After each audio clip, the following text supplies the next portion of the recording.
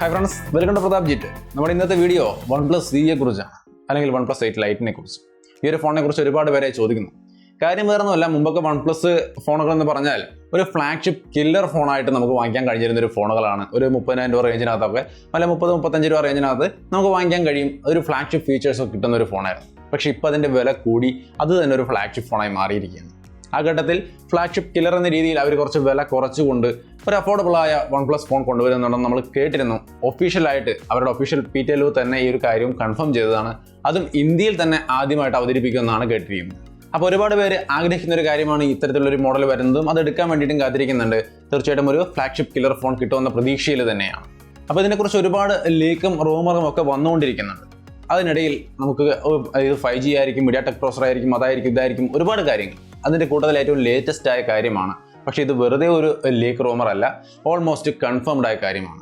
Geek bench ലിസ്റ്റിങ്ങിനകത്താണ് ഈ ഫോണിൻ്റെ OnePlusന്റെ കുറച്ച് ഒരു പവർ കുറഞ്ഞൊരു ഫോൺ, 8 പ്രോയോ അല്ലാത്ത പവർ കുറഞ്ഞ ഒരു ഫോണിൻ്റെ ലിസ്റ്റിംഗ് ആണ് ഗീക്ക് ബെഞ്ചിൽ ഇപ്പോൾ കാണാൻ സാധിക്കുന്നത്. അപ്പോൾ ആ ലിസ്റ്റിംഗ് അനുസരിച്ചുള്ള റിപ്പോർട്ടാണ് നിങ്ങൾ ഇവിടെ കാണുന്നത്. ഇതിനകത്ത് നിന്ന് നമുക്ക് മനസ്സിലാവുന്നത് ഈ ഒരു ഫോൺ വരാൻ പോകുന്നത് ക്വാൽകോം സ്നാപ്ഡ്രാഗൺ 765 എന്ന പ്രോസസർ വെച്ചുകൊണ്ടാണ്. അപ്പോൾ തീർച്ചയായിട്ടും അഫോർഡബിൾ ആയ ഒരു OnePlus ഫോൺ തന്നെയാണ് വരാൻ പോകുന്നത്. ഈ ഒരു പ്രോസസർ വെച്ചിട്ടുള്ള ഫോണുകൾ മിക്കവാറും 30,000 രൂപ റേഞ്ചിനകത്ത് കിട്ടാനുള്ള സാധ്യതയുണ്ട്. അപ്പോൾ OnePlusന്റെ 8 ലൈറ്റ് അല്ലെങ്കിൽ OnePlus CE എന്ന ഫോൺ വരുന്നുണ്ട്. അത് ഈ പറയുന്ന 765 എന്ന പ്രോസസർ വെച്ചുകൊണ്ടായിരിക്കും വരിക. അതിൻ്റെ ഒപ്പം തന്നെ വേറെ ചില കാര്യങ്ങൾ കേൾക്കുന്നത് ഇതിനകത്ത് 8GB റാം 12GB റാം അങ്ങനെ 2 ഓപ്ഷൻ ആയിരിക്കും ഉണ്ടാകുക എന്നുള്ളതാണ്. നിങ്ങൾക്ക് ഇവിടെ ലിസ്റ്റിങ്ങിൽ കാണാം 12GB റാമിൻ്റെയും ഓപ്ഷൻസ് ഉണ്ട്. കുറഞ്ഞ ഓപ്ഷൻസ് ഒന്നും പറയുന്നില്ല, അതായത് 6GB റാമോ 4GB റാമോ ഒന്നുമില്ല. എന്തായാലും 6GB റാമോ 4GB റാം എക്സ്പെക്ട് ചെയ്യേണ്ട ആവശ്യമില്ല. 6GB റാം നമുക്ക് വേണമെങ്കിൽ എക്സ്പെക്ട് ചെയ്യാം. കുറച്ചും കൂടി വില കുറയ്ക്കാൻ വേണ്ടി ഒരു പക്ഷേ വന്നേക്കാം. എങ്കിലും കൺഫേം ആയ കാര്യം എന്ന് പറയുന്നത് 8GB റാമും 12GB റാമും തന്നെയാണ്. ബാക്കി ഇതിനെക്കുറിച്ച് കൂടുതലായിട്ടുള്ള വിവരങ്ങളൊന്നും ഇതിനകത്ത് നമുക്ക് മനസ്സിലാവുന്നില്ല. എന്തായാലും പെർഫോമൻസ് ഇതാണ്. അതിൻ്റെ ഒപ്പം ഡിസൈനും കൂടി ഇപ്പോൾ ലീക്കായിട്ട് വരുന്നുണ്ട്. ലേറ്റസ്റ്റ് ആയിട്ട് വന്നിരിക്കുന്ന ഒരു ഡിസൈൻ്റെ ലുക്കും കാര്യങ്ങളും ഇങ്ങനെയാണ്, നിങ്ങൾക്കിവിടെ കാണാം. ഈ ഇമേജുകൾ പോലെ ആയിരിക്കും OnePlus 8 ലൈറ്റിൻ്റെ ഒരു ലുക്ക് എന്നാണ് മനസ്സിലാവുന്നത്. സെൻട്രൽ അലൈൻഡ് ആയ പഞ്ച് ഹോൾ ക്യാമറ, റിയർ സൈഡിൽ ലെഫ്റ്റിലേക്ക് നീങ്ങിയിട്ടുള്ള ഒരു ട്രിപ്പിൾ ക്യാമറ സെറ്റപ്പും കാര്യങ്ങളുമാണ് ഉണ്ടായിരിക്കുക. ഈ ട്രിപ്പിൾ ക്യാമറ സെറ്റപ്പിനകത്ത് 48 മെഗാ പിക്സലിൻ്റെ മെയിൻ ക്യാമറയും 12 മെഗാ പിക്സലിൻ്റെ വൈഡ് ആംഗിൾ ക്യാമറയും പിന്നെ ഒരു ടെലിഫോട്ടോ ലെൻസും ഉണ്ടാവുമെന്നാണ് പറയുന്നത്.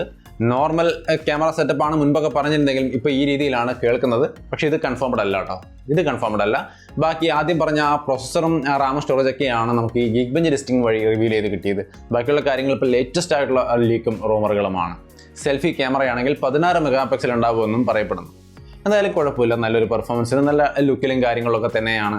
6.4 ഇഞ്ച് വരുന്ന AMOLED ഡിസ്പ്ലേ തന്നെയാണ്. അതും ചെറിയൊരു കർവും കാര്യങ്ങളൊക്കെ കാണുന്നുണ്ട്. എന്നാൽ എല്ലാ ഇമേജിലും കർവ് ഇല്ല കേട്ടോ. അതുകൊണ്ട് ചിലപ്പോൾ കർവ്ഡ് ഡിസ്പ്ലേ ആവണമെന്നില്ല. എങ്കിലും 90 Hz റിഫ്രഷ് റേറ്റുള്ള AMOLED ഡിസ്പ്ലേ തന്നെയായിരിക്കും ഈ ഫോണിനകത്ത് ഉണ്ടായിരിക്കുക.